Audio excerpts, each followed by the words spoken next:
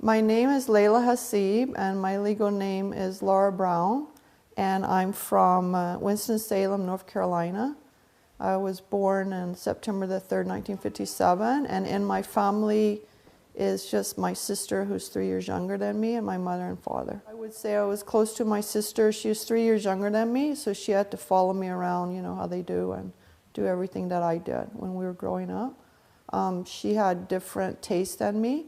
She liked to play cowboys and Indians and things like that, where I was playing with baby dolls and stuff like that growing up. So we were a close family. So I went to Ardmore Elementary School, which is the same school that my mother attended as a child. My mother's from Winston-Salem also, and she was the only child. And then I also went to Reynolds High School, which my grandfather and her also attended. I think the main thing in growing up with the school was the schools were integrated. So when I was in grade 9 is when they integrated the schools. So before that, the white kids were going to one school, the black kids were going to a different school. And then in grade 9, we were bused across town to the only black senior high school. So everyone had predicted riots at the school. It wasn't like that at all. When I got there, everything was fantastic. So for 2 years we were at that school, and then for grade 11 and 12, we were back at our regular high school. So those children, the black children, had to come to our school. Growing up, I knew like 3 black people until grade 9. I knew my best friend had a maid. There was a boy that was living in our neighborhood, but I didn't know why he was living in our neighborhood, because black people didn't live in our neighborhood. Anyway, he was younger than me. He was my sister's age. And then my grade 4 teacher, reading teacher, was black. And then my grade 7 or 8, I can't remember now, science teacher was black.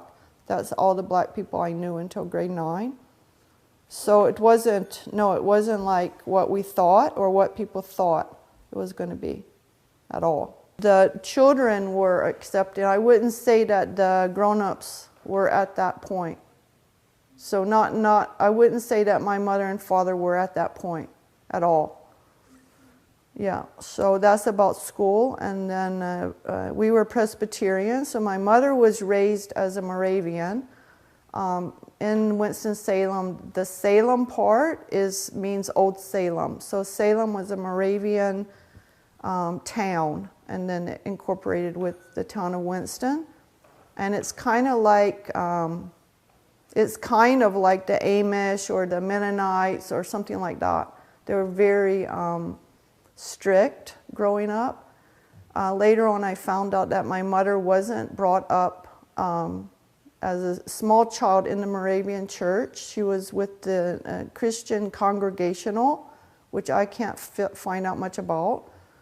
And World War II had started, and the preacher said something against Hitler, and my grandfather, my mother's father, didn't like that, so he left the church and went to the Moravians.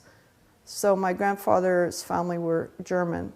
So I don't know more about that and why he was upset when they said something against Hitler. So as I was saying, my mother was brought up Moravian, and then she changed to Presbyterian when my dad and her got married. My father was brought up Presbyterian, but he didn't attend church very often.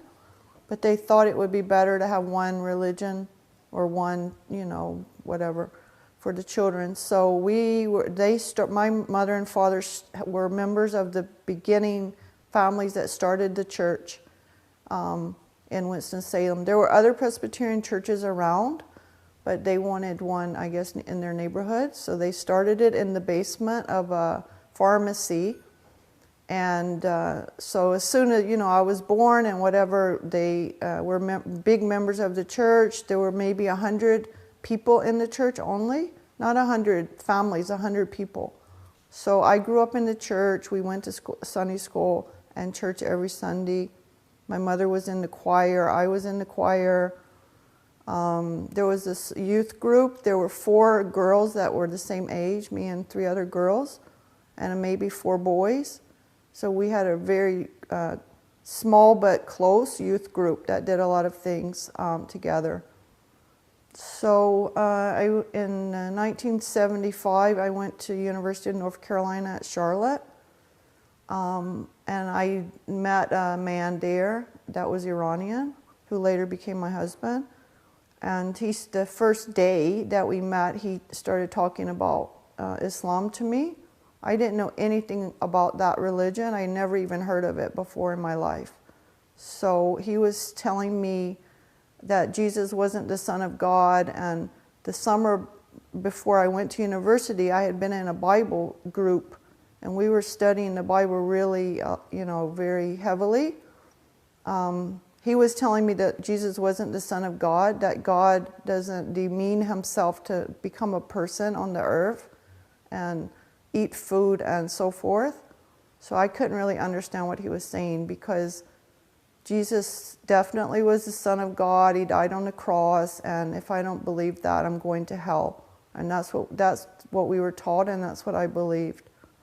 So he just continued talking to me slowly, and he was telling me some things like, how people progress through the ages, and different prophets brought different laws, and he was talking to me about it. So I started understanding some of the points, and I went to the library on campus, and I got a book out, and I remember writing Surah Fatiha in Arabic. I still have that paper, and in English. And I was living in the dorm, and I also remember taking a prayer, like a towel, and praying in my dorm room, like I saw him doing sometimes. By this time, we were going out together, and so I just had different questions for him. Some of them he could answer, some of them he couldn't answer. Then I went to the library again, and I took out a big book that had different schools of thought. So all the 5 schools of thought were in this book, and we actually have this book now that my husband bought recently, because I never could find that book later. So I was looking at all the different rules about the book, in the book about the different schools of thought, and so I started to understand more and more about Islam, but still I wasn't convinced. The belief that Jesus is your Savior is very, very strong, so you can't just not believe that. You have to really be sure that that's not true. So what happened, like I said, I met him in 1975. He was Iranian, and during those days there was a big upheaval in his country. So the Shah of Iran, and Imam Khomeini, and so forth and so on, and that just kept getting bigger and bigger and bigger. So that was interesting to me also, because one of the first things he told me is that the United States supports corrupt governments. And all I knew about the United States was they helped people all over the world, right? That's all I knew. They gave charity and so forth, and they came to the rescue of everyone. So a lot of the ideas he was telling me was completely the opposite of what I knew growing up. So as I was, seeing more and more about what was going on in Iran, and you have to remember that the women, especially from 1977 and 78, the women were coming out in the streets of Iran in black chadors, and Nightline news thing started every night showing this phenomena, and they were saying death to the United States, and so it was a big deal. And I think the politics of the religion started to take hold on me more than let's say, the spiritual aspects of Islam. So the political climate and the political militancy, maybe, was very interesting to me, and especially because it was dealing with my country, who supported the Shah and stuff. So I started studying more and more about the religion. I had 3 questions that he couldn't answer. And I think the reason he couldn't answer them is because he was a man. You have to also understand that I was in Charlotte, North Carolina. There were like 3 Muslim women on campus or in the whole city. One of them wasn't practicing, the other two are sisters, so I finally met one of them.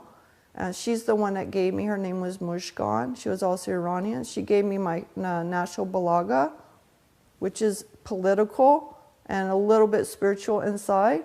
So that helped me a lot to understand what was going on with the Prophet and things after his death and so forth, and what Imam Ali alayhi salam was saying in National Balaga was very helpful. I also had bought a Quran that I later found out was an Ahmadiyya Quran, which at that time I wouldn't have known anything about that. But I was reading the Quran with a questioning mind. So he said that the Quran is a miracle. Okay, that doesn't make any sense. Jesus walked on water. Jesus healed the sick. Those are miracles. The Quran is a miracle. He said it's never going to be changed. There's no mistakes in it. So I read it looking for mistakes, and I still have it. You can see little question marks beside some of the ayats. So I just continued studying. This took 4 years.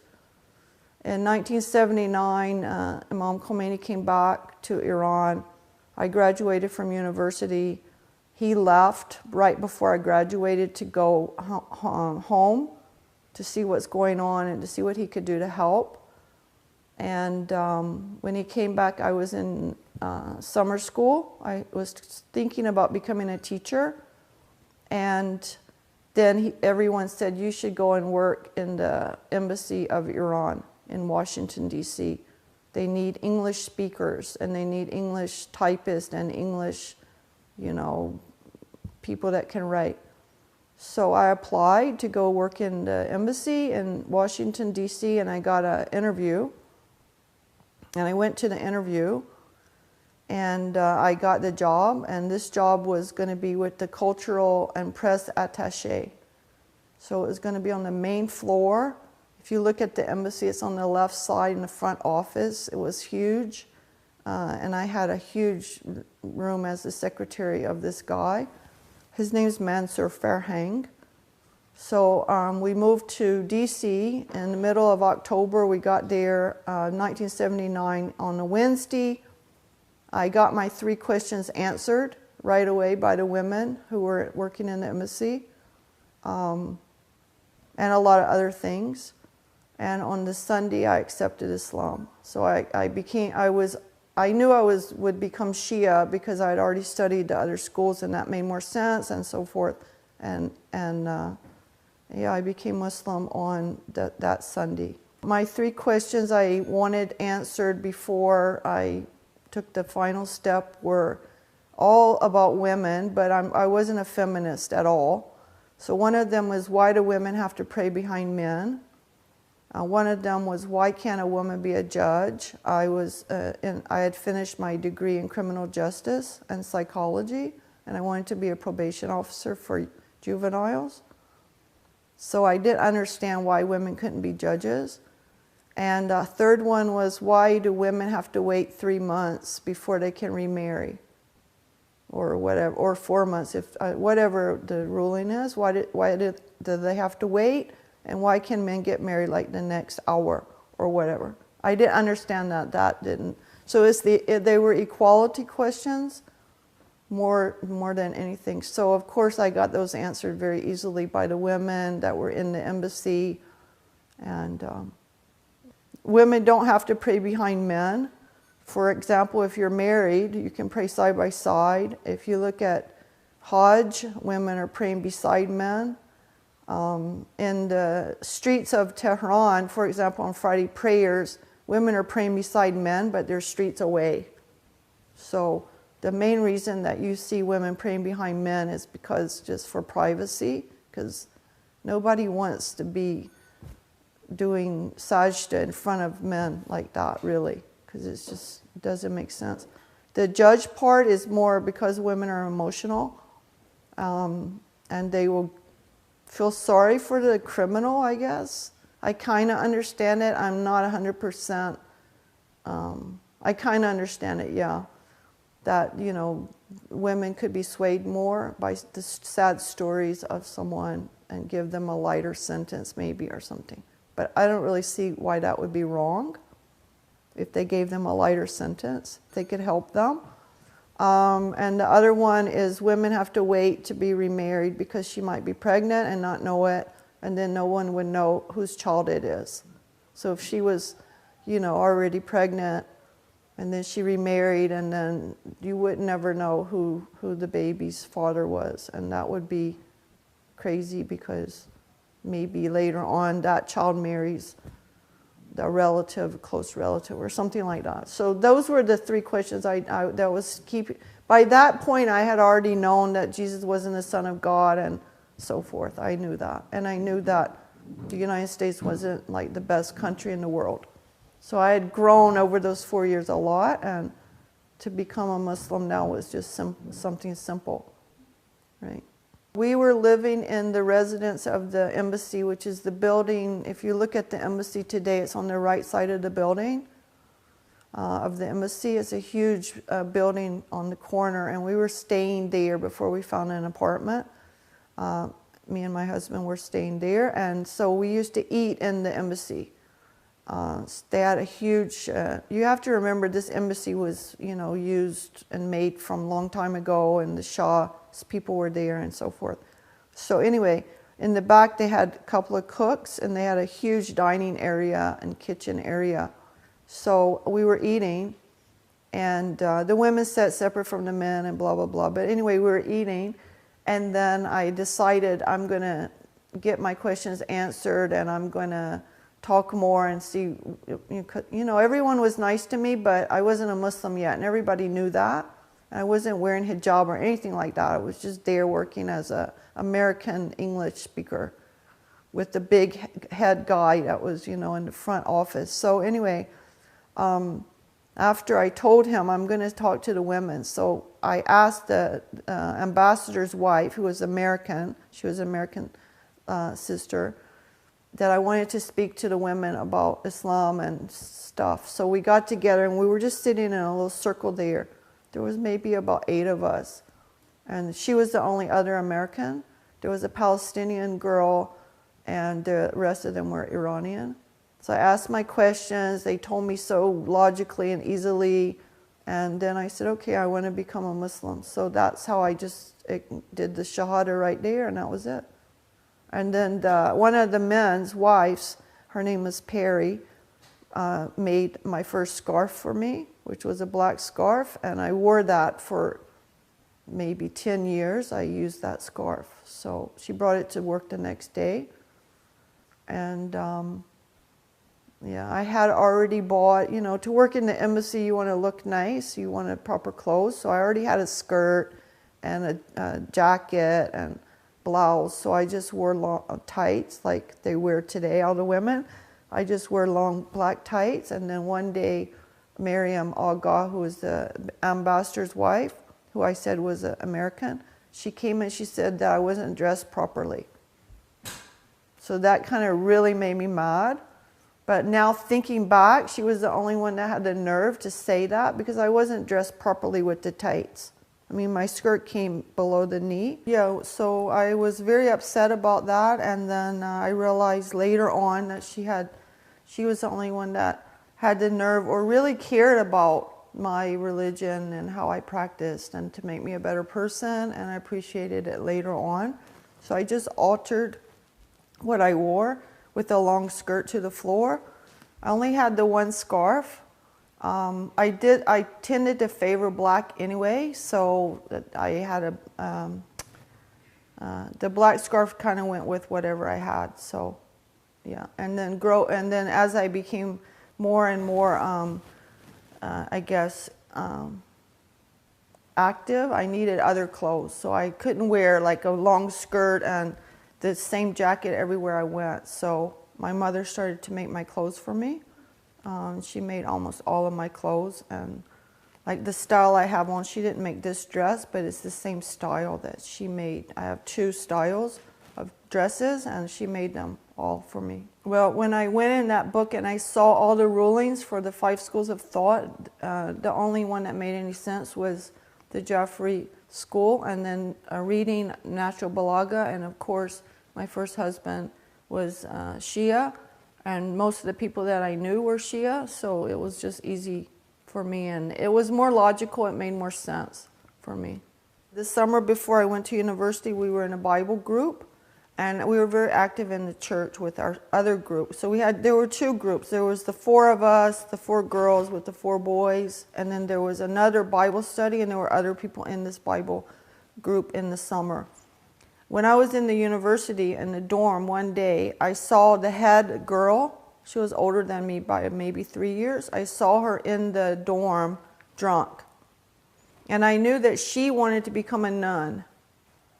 All the people in the Bible group weren't Presbyterian. They were from different groups. So anyway, she had wanted to become a nun, and I knew that because she had talked about it the whole summer. So now I saw her drunk. Like, she couldn't even walk. And the girls were taking her from, the area she was on my floor, onto the elevator. And I saw her. And that right away made me hate what we had been doing, because it was like hypocrisy. I couldn't understand that. Like, how could you want to become a nun and now you're drunk in public? I didn't understand that. So that affected me a lot. And then just, talking to him and going through all the steps, getting my questions answered, doing the research, asking Allah for help and stuff. It was an easy transition, although it took a long time. And I think the main reason it took so long was because there were no women in Charlotte to ask or to be with. That helped a lot, to be with other women. I think that my reversion to Islam didn't really matter to them at all. I think the Iran piece of this whole puzzle was much more upsetting to my family, because don't forget that I came there the middle of October. On November the 4th, they took the hostages in Iran, and I'm working in the Iranian embassy.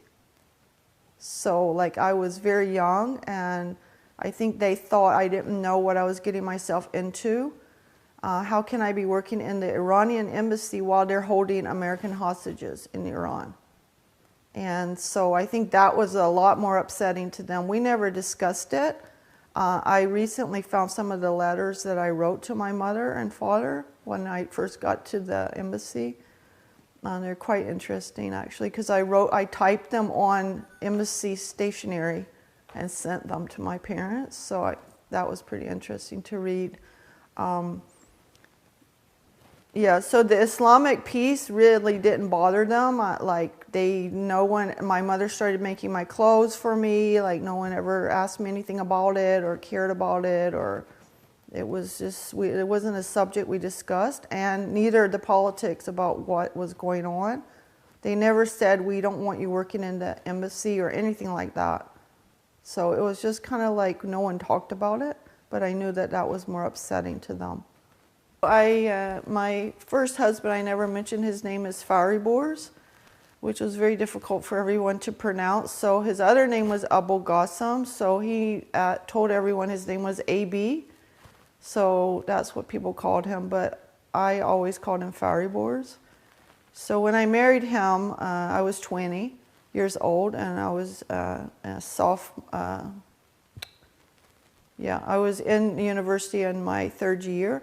And my parents, they never said a word about him. They never were upset about that he's Iranian, or what they used to say they were Persian, and now they're saying that again. But anyway, they didn't care. No, I think the thing is a lot of people in the South don't really tell you what they're feeling. They tell other people. So maybe my mother talked about it with her friends, and my father talked about it, but to me, I wouldn't know that. And my mother and father never interfered in my marriage to him. It was only after that I found out some things that they didn't like. You know, it wasn't during, so they never have said anything. I found out later on from my sister that when they took the hostages, that my father was very upset about it. But I didn't know that. He never told me that. So she said at one time she came in the house and my father was yelling about me, my husband, and the hostages. And my sister said, but they didn't take the hostages. Like me and my husband, we didn't do that. But I was working in the embassy, don't forget. So, but I didn't know that. I'm working in the embassy, and then in April of 1970 and 1980, they broke relations with Iran. The United States stopped relations with Iran and shut down the embassy. So we had to, another important part of this story is during the time when they took the hostages, like I was working for the cultural and press attaché. So he was the one that was on TV talking about everything to the American people. So we started a campaign of letter writing. The school children all across the United States were writing letters to the embassy, release our hostages. So that was my main job now for the rest of the time I worked in the embassy. In April, they shut the embassy down. My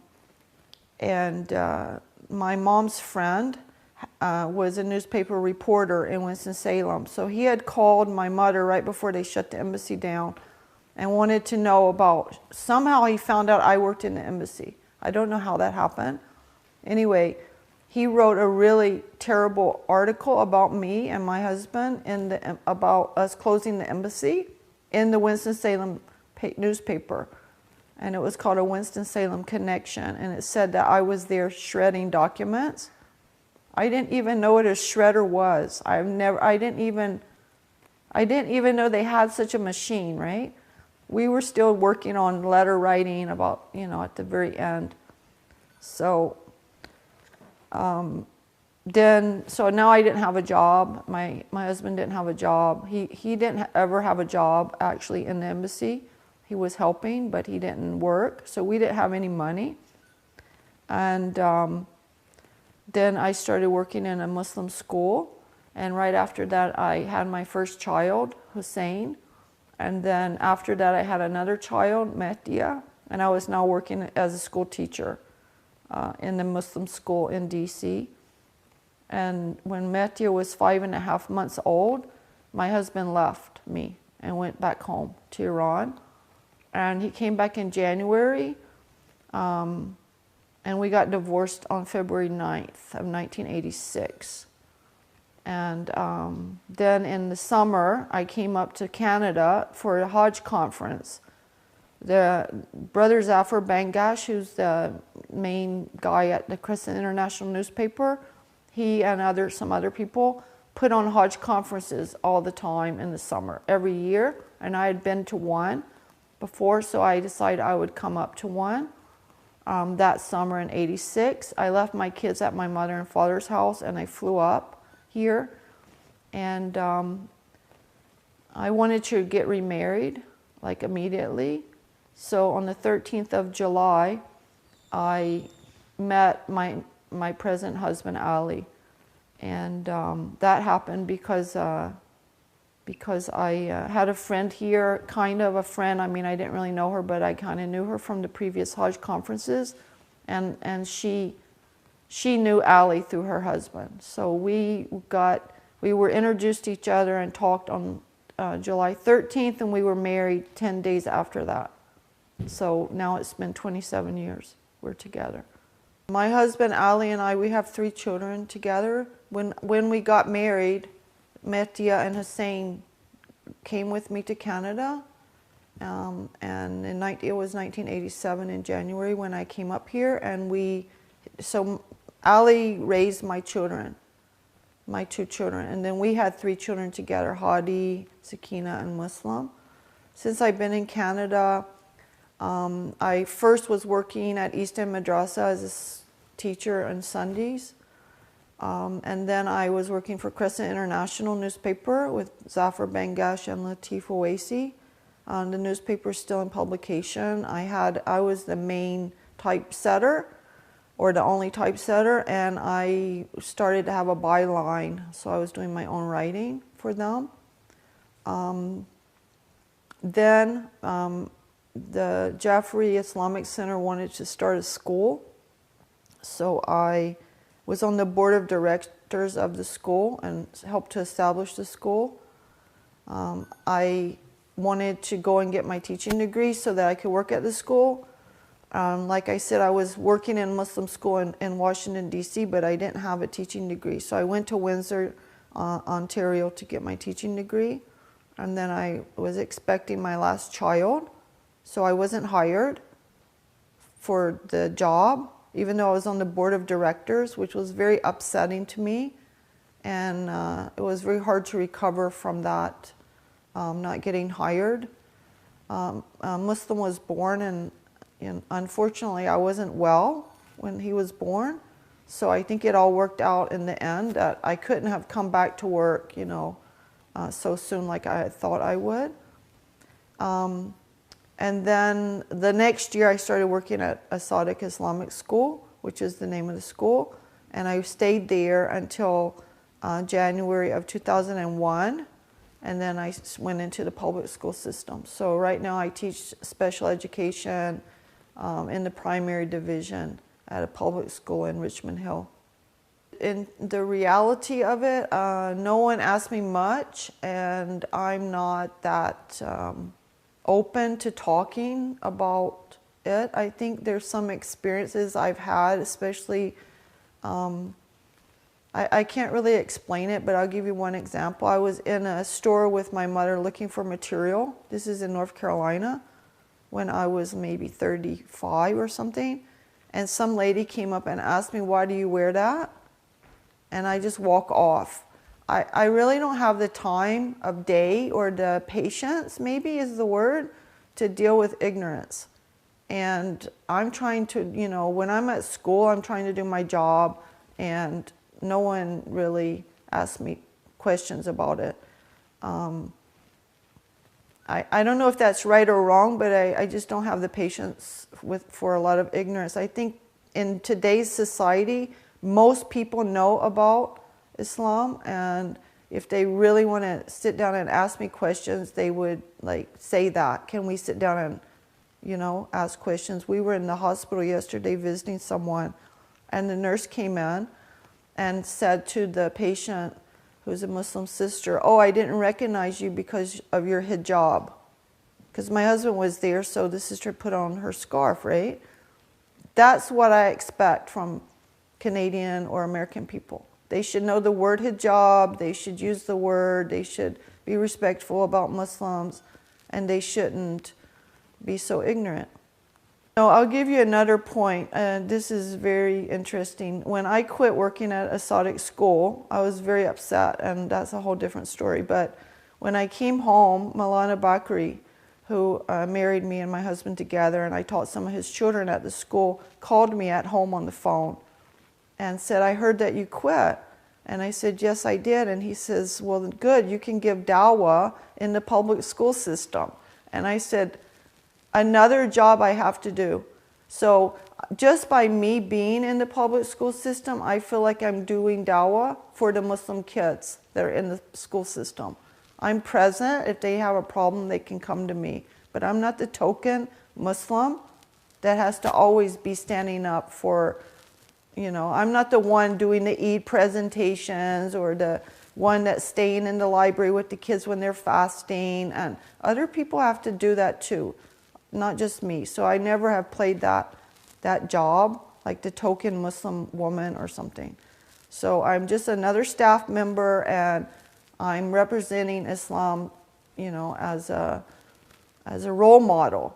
And there's so many Muslims in my school from so many places, like so many places, and they have the, you know, courage, I guess, to wear hijab, the girls, and they're just, I think, proud that there is one Muslim working in the school that understands like their holidays and their things, like, you know. Islam is like because Islam is your total way of life, it encompasses every aspect of your life. It didn't change my life, it made my life better. You know what I mean? Like, it's the whole deal. So because it's covering every aspect, your spirituality, your politics, your relationships with other people, your relationships with your family, just, you know, everything, your work, everything. So whenever I think about doing something, I always, you know, have to follow what Islam's saying, or so that's kind of covered like my work. So for example, there's so many jobs I would never do because Islam wouldn't be happy with that job, you know, or Allah wouldn't be happy with that job. So Islam is just everything that is important is in the religion. So I can't say it changed my life because I was young when I became a Muslim, and it is my life.